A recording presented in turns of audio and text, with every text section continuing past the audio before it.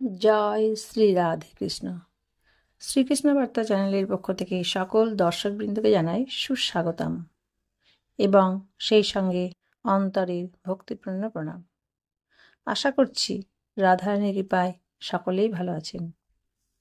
আজ আমাদের আলোচনার বিষয় শ্রীমদ্ ভাগবত মহাপুরাণ গ্রন্থের শ্রীমদ্ ভাগবতম মাহাত্ম্যম এর ৬ষ্ঠ অধ্যায় সপ্তাহ যজ্ঞের নিয়ম। এর আগের ৬টি ভিডিওতে আমরা এর আগের অংশগুলো আলোচনা করছি। আপনারা প্রথম থেকে সেগুলো শুনে নেবেন কিংবা দেখে নেবেন, তাহলে আজকের আলোচনা আপনারা বুঝতে পারবেন। ওম নমো ভগবতে বাসুদেবায়। কৃষ্ণাং নারায়ণাং বন্দে কৃষ্ণাং বন্দে ব্রজপ্রিয়াম কৃষ্ণাং দ্বৈপায়নাং বন্দে কৃষ্ণাং বন্দে পিতা সুতাম। সপ্তাহ যজ্ঞের নিয়ম। সনকাদি কুমারগণ বললেন, হে নারদ, আমরা এখন তোমাকে সপ্তাহ শ্রবণের নিয়ম বলছি। এই বিধি সাধারণ মানুষের সহযোগে ও অর্থের দ্বারা সাধ্য বলা হয়েছে। সর্বপ্রথমে পণ্ডিত দৈবজ্ঞদের সঙ্গে পরামর্শ করে দিনক্ষণ দেখা দরকার। তারপর বিবাহে যেমন একটা খরচের ব্যাপার হিসাব করতে হয়, এখানেও সেই রকম অর্থ সংস্থানের প্রয়োজন। কথা আরম্ভ করতে আষাঢ়, শ্রাবণ, ভাদ্র, আশ্বিন, কার্তিক ও অগ্রহায়ণ এই ৬ মাসই শ্রোতাদের মোক্ষের পক্ষে প্রশস্ত। হে দেবর্ষি, এই মাসগুলির মধ্যে আবার ভদ্রা, ব্যতিপাত ইত্যাদি দোষযুক্ত যোগগুলি সর্বদা ছেড়ে দেওয়া দরকার। তারপরে অন্যান্য লোকেরা যারা এই ব্যাপারে উৎসাহী তাদের ডেকে বিভিন্ন কাজের দায়িত্ব দেওয়া প্রয়োজন। তারপর সর্বত্রই খবর প্রচার করা দরকার যে এখানে ভাগবত কথা হবে। সকলের সপরিবারে অংশগ্রহণ প্রার্থনা করবে। নারী এবং শূদ্রাদিগণ ভাগবত কথা এবং হরি সংকীর্তন থেকে দূরে রয়েছে, তাদের কাছেও যাতে সংবাদ পৌঁছায় এমন ব্যবস্থা করতে হবে। দেশে বিদেশে যেসব বৈষ্ণব ভক্ত এবং হরি সংকীর্তন প্রেমী রয়েছেন তাদের কাছে অবশ্যই নিমন্ত্রণপত্র পাঠানো দরকার। সেই নিমন্ত্রণপত্র লেখারও বিধি এই রকম বলা হয়েছে। হে মহানুভবগণ, এখানে সপ্তাহব্যাপী সৎ পুরুষদের অতি দুর্লভ সম্মেলন হবে এবং অপূর্ব রসময়ী শ্রীমদ্ ভাগবত কথা পাঠ হবে। আপনারা ভাগবত রসের রসিক, অতএব শ্রীমদ্ ভাগবত অমৃত পান করতে প্রেম ভরে সত্বর আগমন করুন। যদি বিশেষ কোনো কার্যবশত 7 দিনের জন্য যোগ দিতে না পারেন, তাহলেও অন্তত 1 দিনের জন্য তো অবশ্যই কৃপা করে আসবেন, কারণ এখানকার এক মুহূর্ত তো অত্যন্ত দুর্লভ। এই রকম বিনীতভাবে তাদের নিমন্ত্রণ করতে হবে এবং যারা আসবেন তাদের উপযুক্ত বাসস্থানের ব্যবস্থা করতে হবে। কথা শ্রবণ কোনো তীর্থস্থানে, বনে অথবা নিজের বাড়িতেও শুভ বলে মনে করা হয়। যেখানে বেশ বড়সড় খোলা জায়গা আছে সেটাই কথাস্থল হওয়া উচিত। ভূমির শোধন, মার্জন ও লেপন করে রং বেরঙের ধাতু দিয়ে মণ্ডপ তৈরি করবে। ঘরের সমস্ত জিনিসপত্র জড়ো করে এক কোণে রেখে দেবে। 5 দিন আগে থেকে সযত্নে পাতবার কাপড় ইত্যাদি জোগাড় করবে এবং কলা গাছে সুশোভিত এক উঁচু মঞ্চ তৈরি করবে। তারপর চারিদিকে ফল, পুষ্প এবং চাঁদোয়া দিয়ে সুসজ্জিত করবে।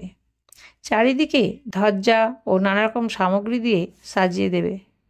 সেই মঞ্চের খানিকটা উঁচু জায়গা করে 7টি বিশাল লোকের কল্পনা করে সেখানে নিরাসক্ত ব্রাহ্মণদের ডেকে ডেকে বসাবে। সামনের দিকে তাদের জন্য যথাযোগ্য আসন তৈরি রাখবে। তার পেছনে বক্তা বা পাঠকের জন্য এক দিব্য সিংহাসনের ব্যবস্থা রাখবে। পাঠকের মুখ যদি উত্তর দিকে হয় তবে শ্রোতাদের মুখ পূর্বমুখী হবে, আর পাঠক যদি পূর্ব দিকে মুখ করে বসেন তবে শ্রোতাদের উত্তরমুখী হয়ে বসা প্রয়োজন, অথবা পাঠক এবং শ্রোতা সকলেরই পূর্ব দিকে মুখ করে বসা প্রয়োজন। দেশকালাদি বিষয়ে অভিজ্ঞ পণ্ডিতগণ শ্রোতাদের জন্য এই রকম নিয়মই বলেছেন। বেদশাস্ত্রের সরল ব্যাখ্যা করতে যিনি সমর্থ, নানা রকম উদাহরণ দিতে পারেন এবং অত্যন্ত নিষ্প্রিয় এই রকম নিরাসক্ত বিষ্ণুভক্ত ব্রাহ্মণকে পাঠকর্তা করা দরকার। শ্রীমদ্ ভাগবতের প্রবচনে সেই সব লোককে ভার দেওয়া উচিত নয় যারা পণ্ডিত হওয়া সত্ত্বেও নানা রকম ধর্মের মতবাদে বিভ্রান্ত, কামুক এবং পাষণ্ড প্রচারক। পাঠকের সঙ্গে তাকে সাহায্য করার জন্য তারই মতো আরও একজন বিদ্বান পণ্ডিত থাকবেন। সেই পণ্ডিতও যেন সব রকম সংশয় নিরসন করতে সমর্থ এবং শ্রোতাদের বোঝানোর ব্যাপারে পারদর্শী হন। পাঠ শুরু করার একদিন আগে ব্রত গ্রহণ করার জন্য বক্তা ক্ষৌরকর্ম শেষ করে রাখবেন। সূর্যোদয়কালে শৌচাদি সমাপন করে উত্তম রূপে স্নান করবেন। পরে সন্ধ্যা বন্দনাদি নিত্যকর্ম সংক্ষেপে সমাপন করে পাঠে বিঘ্ন নাশ নিরোধের উদ্দেশ্যে গণেশের পূজা করবেন। তারপর পিতৃগণের তর্পণ করে নিজের পূর্বকৃত পাপের শুদ্ধির জন্য প্রায়শ্চিত্ত করবেন এবং একটি মণ্ডল প্রস্তুত করে তার মধ্যে শ্রীহরিকে স্থাপন করবেন। তারপর ভগবান কৃষ্ণকে উদ্দেশ্য করে মন্ত্র উচ্চারণ করে তার ষোড়শোপচারে পুজো করবেন এবং অবশেষে প্রদক্ষিণ ও নমস্কার আদি করে এই বলে স্তুতি করবেন: হে করুণানিধান, আমি ভবসাগরে নিমজ্জিত এক অতি দীন অধম। কর্মের মোহ আমাকে গ্রাস করে রেখেছে, আপনি এর থেকে উদ্ধার করুন। এরপরে শ্রীমদ্ ভাগবতকেও বিধিপূর্বক প্রীতি সহকারে পূজা করবেন। তারপর পুস্তকের সামনে নারকেল রেখে নমস্কার করে আনন্দের সাথে স্তুতি করবেন: শ্রীমদ্ ভাগবতের রূপে আপনি সাক্ষাৎ শ্রীকৃষ্ণই এখানে বিরাজমান। হে নাথ, ভবসমুদ্র পার হওয়ার জন্য আমি আপনার শরণ গ্রহণ করেছি। আমার এই মনস্কামনা আপনি নির্বিঘ্নে পূরণ করুন। হে কেশব, আমি আপনার দাস। এইরূপে দিনভাবে প্রার্থনা করে তারপর মূল পাঠককে পূজা করবে।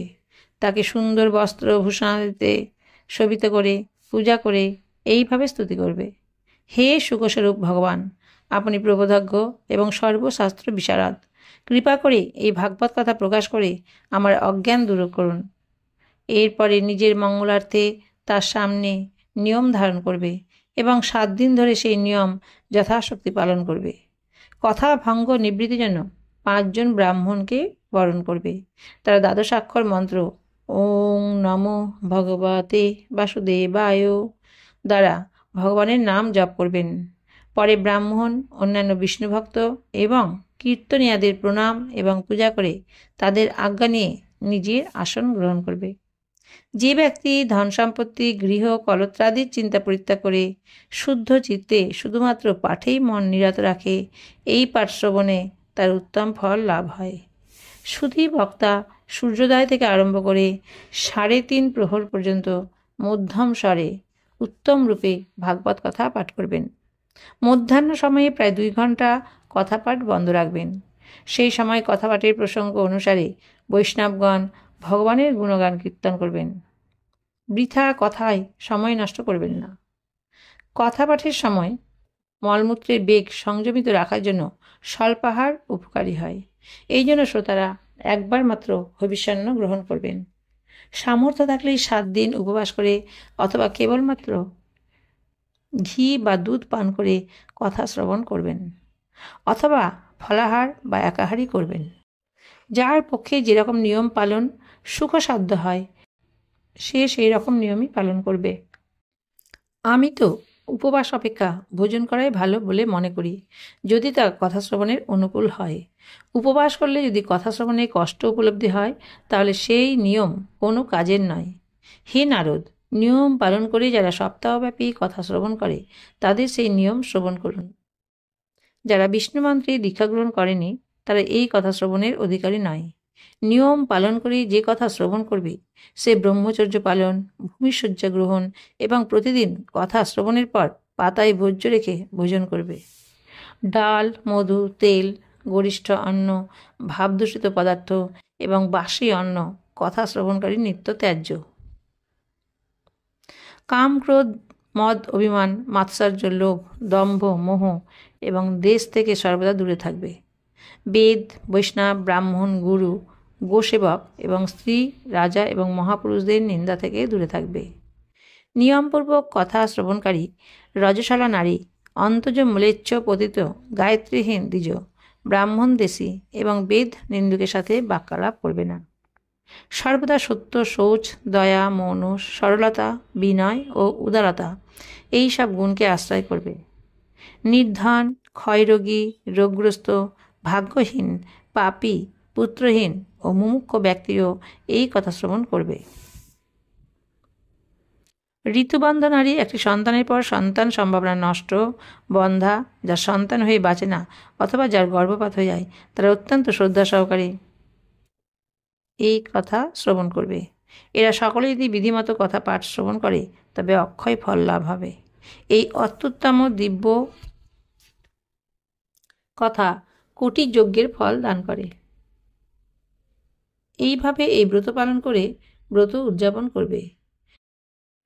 যার এর থেকে বিশেষ ফল লাভের বাসনা থাকে সে জন্মাষ্টমী ব্রতেরই মতো এই কথা ব্রত উদযাপন করবে। কিন্তু যে ব্যক্তি ভগবানের অকিঞ্চন ভক্ত, তার পক্ষে এই ব্রত উদযাপনের কোনো প্রয়োজন নেই। সে শ্রবণেই পবিত্র হয়ে যায়, কারণ সে তো নিষ্কাম ভগবত ভক্ত। এইভাবে সপ্তাহযজ্ঞ শেষ হয়ে গেলে অত্যন্ত ভক্তিভরে শ্রোতাদের শ্রীমদ্ ভাগবত গ্রন্থের ও পাঠকের পূজা করা প্রয়োজন। তারপর পাঠক শ্রোতাদের প্রসাদ, তুলসী ও প্রসাদী মালা দেবে এবং সকলে মিলে খোল করতাল নিয়ে মনোহর ধ্বনিতে সুন্দর কীর্তন করবে। জয়ধ্বনি করে, নমস্কার ও শঙ্খধ্বনি করে এবং ব্রাহ্মণ ও প্রার্থীদের ধন ও অন্ন দান করবে। শ্রোতা যদি নিরাসক্ত হন তবে কর্মের শান্তির জন্য দ্বিতীয় দিন গীতাপাঠ করবে। গৃহস্থ হলে হোম করবে। সেই হোমে দশম স্কন্ধের এক একটি শ্লোক পাঠ করে বিধিপূর্বক পায়স, মধু, ঘৃত, তিল ও অন্যাদি সামগ্রী দিয়ে আহুতি দেবে, অথবা একাগ্রচিত্তে গায়ত্রী মন্ত্র দ্বারা হোম করবে, কারণ তত্ত্বত এই মহাপুরাণ গায়ত্রী স্বরূপ। হোম করবার শক্তি না থাকলে হোমের ফল প্রাপ্তির জন্য ব্রাহ্মণদের হবন সামগ্রী দান করবে এবং বিধি পালনের মধ্যে যে ত্রুটি বিচ্যুতি হয়েছে সেই অপরাধ খালনের জন্য বিষ্ণু সহস্রনাম পাঠ করবে। বিষ্ণু সহস্রনাম পাঠে সব কর্মেই সফল হয়ে যায়, কারণ এই বিষ্ণু সহস্রনামের পাঠের চেয়ে বড় কর্ম আর কিছু নেই। তারপর 12 জন ব্রাহ্মণকে পায়েস, মধু ইত্যাদি ভালো ভালো খাদ্য ভোজন করাবে এবং ব্রতপূর্তির জন্য গো এবং সুবর্ণ দান করবে। সামর্থ্য থাকলে 3 ভরি সোনা দিয়ে সিংহাসন তৈরি করিয়ে তার উপর সুন্দর অক্ষরে লেখা শ্রীমদ্ ভাগবত গ্রন্থ স্থাপন করে আবাহনাদি বিবিধ উপাচারে তার পূজা করবে এবং পরে জিতেন্দ্রীয় আচার্যকে বস্ত্র, অলঙ্কার এবং গন্ধাদি দ্বারা পূজা করে তাকে ওই স্বর্ণ সিংহাসন সমেত শ্রীমদ্ ভাগবত গ্রন্থ দক্ষিণা দিয়ে সমর্পণ করবে। এর ফলে সেই বুদ্ধিমান দাতা জন্মমৃত্যুর বন্ধন থেকে মুক্ত হয়ে যায়। এই সপ্তাহপরায়ণ বিধি সর্বপাপনাশক। এই পারায়ণ ঠিকঠাক পালন করলে এই মঙ্গলময় ভাগবত পুরাণ অভীষ্ট ফল প্রদান করে এবং অর্থ, ধর্ম, কাম ও মোক্ষ এই চতুর্বর্গ ফল লাভের সাধন নিষ্পন্ন হয়, এতে কোনো সন্দেহ নেই। সনকাদি মুনিগণ বললেন, হে নারদ, এই রূপে এই সপ্তাহ শ্রবণের বিধি আমরা সম্পূর্ণরূপে তোমাকে বললাম। এখন আর কি শুনতে চাও বলো। এই শ্রীমদ্ ভাগবত থেকে ভোগ এবং মোক্ষ দুই করতলগত হয়।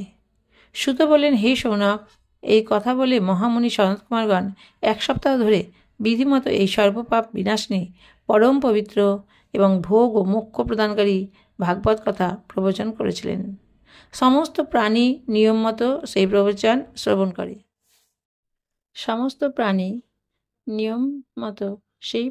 শ্রবণ করে। তারপর তারা বিধিপূর্বক ভগবান পুরুষোত্তমের স্তুতি করেছিলেন। ভাগবত কথা শেষ হলে জ্ঞান, বৈরাগ্য ও ভক্তিদেবীর সাতিশয় পুষ্টি হয়েছিল। তারা 3 জনেই একেবারে তারুণ্যপ্রাপ্ত হয়ে সমস্ত জীবকে নিজেদের দিকে আকর্ষণ করতে লাগলেন। নিজের মনোরথ পূর্ণ হওয়াতে নারদও অতীব আনন্দিত হয়েছিলেন। তার সারা শরীর রোমাঞ্চিত হল এবং তিনি পরমানন্দে পূর্ণ হয়ে গিয়েছিলেন। এইভাবে কথা পাঠ শ্রবণ করে ভগবানের প্রিয় নারদমুনি জোর হাতে প্রেম গদগদ চিত্তে সনকাদি কুমারদের বললেন। নারদ বললেন, আমি ধন্য হলাম। আপনারা করুণা করে আমাকে বড়ই অনুগৃহীত করেছেন। আজ আমি সর্বপাপহারী ভগবান শ্রীহরিকে লাভ করলাম। হে তপধনগণ, আমি শ্রীমদ্ ভাগবত শ্রবণে সব ধর্মের মধ্যে শ্রেষ্ঠ মনে করি, কারণ এই শ্রবণে বৈকুণ্ঠবাসী শ্রীকৃষ্ণকে লাভ করা যায়। সুত বললেন, হে শৌনক, বৈষ্ণব শ্রেষ্ঠ নারদ এই কথা বলেছেন। এমন সময় ভ্রমণ করতে করতে যোগেশ্বর সুখদেব এসে উপস্থিত। কথা সমাপ্ত হওয়া মাত্রই ব্যাসনন্দন সুখদেব ওখানে এলেন। 16 বৎসর বয়সের সুখদেব আত্মানন্দে পূর্ণ, জ্ঞানরূপী মহাসাগরকে সংবর্ধন করার জন্য চন্দ্রের মতো ছিলেন। তিনি নিম্নস্বরে প্রেম ভরে শ্রীমদ্ ভাগবত পাঠ করছিলেন। পরম তেজস্বী সুখদেবকে দেখে সভাস্থ সকলেই তড়িৎ গতিতে উঠে দাঁড়ালেন এবং তাকে একটি উচ্চস্থানে বসালেন। তারপর দেবর্ষি নারদ তাকে শ্রদ্ধাপূর্বক পূজা করলেন। তিনি সুখাসনে বসে বললেন, আপনারা আমার নির্মল বাণী শ্রবণ করুন। সুখদেব বললেন, হে রসিক এবং ভাবুক সভাসদগণ, এই শ্রীমদ্ ভাগবত বেদরূপ কল্পবৃক্ষের পরিপক্ষ ফল। শ্রী সুখদেব রূপ সুখ মুখের সংযোগ হওয়ায় ইনি অমৃত রসে পরিপূর্ণ। এ কেবল রস আর রস, এর মধ্যে না আছে খোসা, না আছে বিচি। এই লোকেই এই ভাগবত সুলভ। দেহে যতক্ষণ প্রাণ থেকে ততক্ষণ আপনারা বারবার এই রস পান করুন। মহামুনি ব্যাসদেব শ্রীমদ্ ভাগবত মহাপুরাণ রচনা করেছেন। এর মধ্যে নিষ্কপট নিষ্কাম ধর্মের নিরূপণ রয়েছে। এতে সুধান্তকরণ সৎপুরুষের জানার উপযুক্ত কল্যাণকারী প্রকৃত তত্ত্বের বর্ণনা রয়েছে, যার থেকে ত্রিতাপ জ্বালা শান্ত হয়ে যায়। এই স্মরণ গ্রহণ করলে অন্য কোনো শাস্ত্র বা সাধনের আবশ্যকতা থাকে না। যখন কোনো পুণ্যবান ব্যক্তি এর শ্রবণের ইচ্ছা করেন, তখনই ভগবান পরমেশ্বর তার হৃদয়ে অবরুদ্ধ হয়ে যান। এই শ্রীমদ্ ভাগবত পুরাণসমূহের তিলক এবং বৈষ্ণবদের পরম ধন।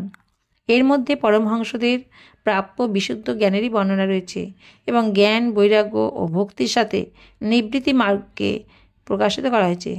যে মানুষ ভক্তিপূর্বক এই শ্রীমদ্ ভাগবত শ্রবণ করে, পঠন ও মননে তৎপর থাকে, সে মুক্তি লাভ করে। এই রস স্বর্গলোক, সত্যলোক, কৈলাস এবং বৈকুণ্ঠেও নেই। তাই হে ভাগ্যবান শ্রোতৃবৃন্দ, তোমরা এই রস খুব করে পান করো, একে কখনো ছেড়ো না। সুত বললেন, সুখদেব এইসব বলছিলেন এমন সময় ওই সভার মধ্যস্থলে প্রহ্লাদ, বলি, উদ্ধব এবং অর্জুনাদি পার্শ্বদের নিয়ে সাক্ষাৎ শ্রীহরি আবির্ভূত হলেন। তখন দেবর্ষি নারদ ভগবান এবং তার ভক্তদের যথাচিত পুজো করলেন। ভগবানকে খুশি দেখে দেবর্ষি তাকে একটা বিশাল সিংহাসনে বসালেন এবং সকলে মিলে তার সামনে সংকীর্তন করতে লাগলেন। সেই সংকীর্তন দেখবার জন্য পার্বতীকে নিয়ে মহাদেব এবং ব্রহ্মাও এলেন। কীর্তন আরম্ভ হলো। প্রহ্লাদ তো চঞ্চলগতি হওয়াতে করতাল বাজাতে লাগলেন, উদ্ধব কাশি বাজাতে লাগলেন, দেবর্ষি নারদ বীণা বাজাতে লাগলেন। স্বরবিজ্ঞানে অর্থাৎ সঙ্গীত বিদ্যায় কুশল অর্জুন রাগ আলাপ করতে লাগলেন। ইন্দ্র মৃদঙ্গ বাদ্য বাজাতে আরম্ভ করলেন। সনকাদি কুমারগণ মাঝে মধ্যেই জয়ধ্বনি করতে লাগলেন এবং এদের সকলের অগ্রভাগে সুখদেব মাঝে মাঝে সরস অঙ্গভঙ্গি করে ভাব প্রকাশ করতে লাগলেন। এদের সকলের মধ্যে পরম তেজস্বী ভক্তি, জ্ঞান ও বৈরাগ্য নর্তকের মতো নৃত্য করতে করতে লাগলেন। এই রকম অলৌকিক কীর্তন দেখে ভগবান অত্যন্ত প্রসন্ন হলেন এবং এই রকম বলতে লাগলেন, আমি তোমাদের এই কথা পাঠ এবং কীর্তনে অতীব প্রসন্ন হয়েছি। তোমাদের এই ভক্তি ভাব দিয়ে তোমরা আমাকে বশীভূত করে ফেলেছ। অতএব তোমরা আমার কাছে বর প্রার্থনা করো। ভগবানের এই কথা শুনে সকলে অতিশয় আনন্দিত হলেন এবং প্রেমাদ্য চিত্তে তাকে বললেন, হে ভগবান, আমরা এই ইচ্ছা করি যে ভবিষ্যতেও যেখানে যেখানে সপ্তাহ পারায়ণ হবে, সেখানে আপনি পার্শ্বদের নিয়ে অবশ্যই উপস্থিত থাকবেন। আমাদের এই মনোবাঞ্ছা পূর্ণ করুন। ভগবান তথাস্তু বলে অদৃশ্য হয়ে গেলেন। তারপর নারদ ভগবান ও তার পার্শ্বদের চরণের উদ্দেশ্যে প্রণাম করলেন এবং পুনরায় সুখদেব প্রমুখ তপস্বীদেরও প্রণাম করলেন। কথামৃত পান করে সকলেরই অত্যন্ত আনন্দ হলো। তাদের মোহ সম্পূর্ণরূপে নষ্ট হয়ে গেল। তারপর সকলেই নিজ নিজ স্থানে চলে গেলেন। সেই সময় সুখদেব ভক্তিদেবীকে তার পুত্রদ্বয়ের সাথে তার নিজের শাস্ত্রের মধ্যে স্থাপিত করে দিলেন। এই জন্য ভাগবত সেবন করলে ভগবান শ্রীহরি বৈষ্ণবদের হৃদয়ে স্থান গ্রহণ করেন।